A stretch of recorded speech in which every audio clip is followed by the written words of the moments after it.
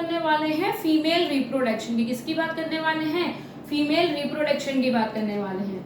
तो देखिए यहाँ पे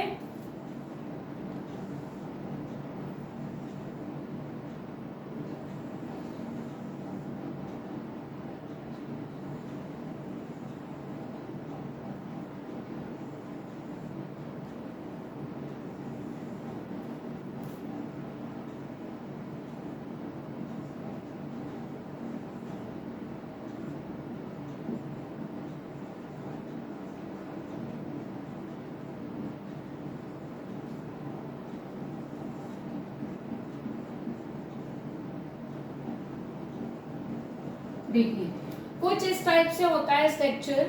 फीमेल में ना 2 ओवरी होती है, फीमेल्स में 2 ओवरी होती हैं और दोनों ओवरी क्या बनाती हैं? ओवम बनाती हैं।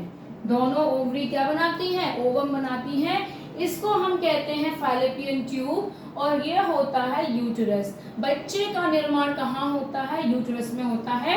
और फीमेल्स में 2 ओवरी होती हैं, दोनों ओवरी क्या बनाती हैं? ओवम बनाती हैं। पर अल्टरनेटिवली, मतलब एक टाइम में अगर इसने अंडे बनाए हैं, ओवम बनाया है, तो फिर अगली बार ये बनाएगी। फिर अगर एक बार इसने एग बनाए हैं तो अगली बार ये वाला ओवम बनाएगा, है ना। मतलब दोनों एक साथ काम नहीं करता है, बट मेल में दोनों एक साथ काम करते हैं, ठीक है ना। बट फीमेल में दोनों एक साथ काम नहीं करते हैं। कभी ये वाली ओवम बनाएगी तो कभी ये वाली ओवरी ओवम बनाएगी। क्या होता है फीमेल में? फैलोपियन ट्यूब होता है, ट्यूब होता है। और क्या होता है? यूट्रस होता है। तो देखिए जो स्पर्म होता है ना, जो ओवरी होती है, ओवरी में ना मतलब ओवम में फ्रुक्टोज नहीं होता है। जब ओवम में फ्रुक्टोज नहीं होगा तो ओवम ट्रेवल नहीं कर पाएगा, है ना। ओवम ट्रेवल नहीं कर पाता है। लेकिन हमने पढ़ा था मेल रिप्रोडक्शन में कि मेल में फ्रुक्टोज पाया जाता है टेल में। और क्या होता है इसमें? माइटोकॉन्ड्रिया जो उसको एनर्जी प्रोवाइड करती है, माइटोकॉन्ड्रिया टेल में, तो स्पर्म मूव कर सकता है। अब हम बात करते हैं फीमेल में तो 2 ओवरी होती हैं, लेकिन क्या बर्ड्स में भी 2 ओवरी होती हैं? नहीं होती हैं। बर्ड्स में केवल 1 ओवरी होती है, क्योंकि बर्ड्स को उड़ना होता है। अगर 2 ओवरी होंगी तो उनका भार बढ़ जाएगा, जिस कारण से वो उड़ नहीं सकते हैं। इसलिए बर्ड्स में केवल उनका भार हल्का करने के लिए बर्ड्स में 1 ओवरी होती है, ठीक है। अब हम बात करते हैं फीमेल की। मान लीजिए एक बार में 30 लाख से ज्यादा स्पर्म एंटर करते हैं। ये आगे आपके सारे स्पर्म, हमने स्पर्म का स्ट्रक्चर देखा हुआ था कि इस टाइप से स्पर्म होते हैं। यहाँ माइटोकॉन्ड्रिया होता है, ये उनकी क्या होती है? टेल होती है। तो एक बार में करीबन 30 लाख से ज्यादा स्पर्म आते हैं, लेकिन बाकी सारे कुछ यहाँ तक ट्रेवल करते करते डेड हो जाएंगे, कुछ आगे तक ट्रेवल करते करते डेड हो जाएंगे, कुछ यहाँ पहुंच जाएंगे। अब देखिए एग तो यहाँ बना ही नहीं है, एग बना है यहाँ पे। समझ में आया आपको? मतलब ओवम कहाँ है? ये है। तो कुछ यहाँ चले जाएंगे तो यहाँ उनको ओवम नहीं मिलेगा, जिस कारण से वो डिस्ट्रॉय होते चले जाएंगे।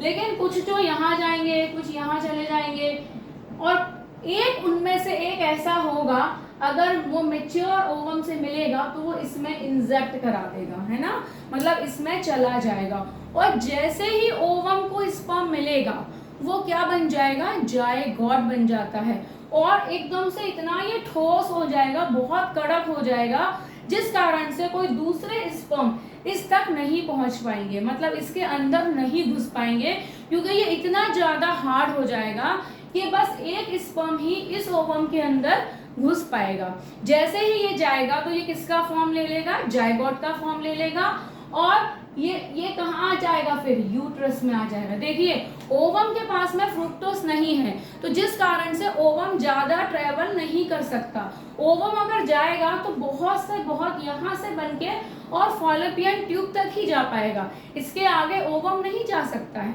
लेकिन मैंने आपको मेल रिप्रोडक्शन में बताया था, जो स्पर्म होता है उसकी टेल में फ्रुक्टोज होता है, जिस कारण से स्पर्म आराम से मूव कर सकता है ना।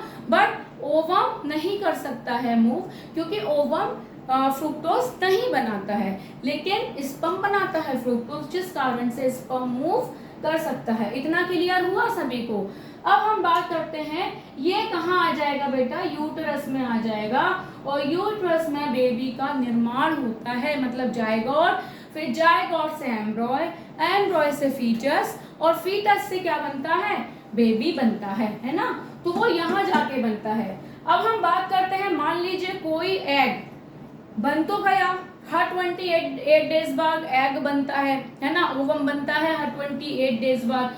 अब ओवम बन गया, लेकिन क्या हुआ, वो मैच्योर भी हो गया, पर कोई उसको स्पर्म नहीं मिला, है ना। तो क्या होगा, वो गांठ बन जाएगी और अपने आप बर्स्ट हो जाती है, जिसको हम क्या कहते हैं, मेंस्ट्रुएशन साइकिल कहते हैं। वो हर 28 डेज बाद होती है, जिसको हम क्या कहते हैं, मेंस्ट्रुएशन साइकिल कहते हैं। वो मैच्योर जो ओवम होता है उसके गांठ बनने के कारण होता है, क्योंकि वो मैच्योर हो जाता है और 28 डेज बाद ये साइकिल रिपीट होती है। कभी इस ओवम में बनेगा, कभी इस ओवम में बनेगा, दोनों ओवरी एक साथ काम नहीं करेंगी, कभी इसमें बनेगा ओवम तो कभी इस वाली ओवरी में बनता है, ठीक है। अब हम बात करते हैं महिला नसबंदी की, और हम बात करते हैं पुरुष नसबंदी को क्या बोलते हैं। तो देखिए, महिला में होता है फॉलोपियन ट्यूब। क्या होता है महिला में, फॉलोपियन ट्यूब होता है। ट्यूब होने के कारण जो फीमेल नसबंदी होती है उसको हम कहते हैं ट्यूबेकोटॉमी। क्या बोलते हैं इसको, ट्यूबेकोटॉमी कहते हैं। मतलब महिला नसबंदी को हम क्या बोलेंगे, ट्यूबेकोटॉमी, और मेल नसबंदी को क्या बोलेंगे, वेस्कोटॉमी। क्या बोलेंगे, वेस्कोटॉमी, ठीक है।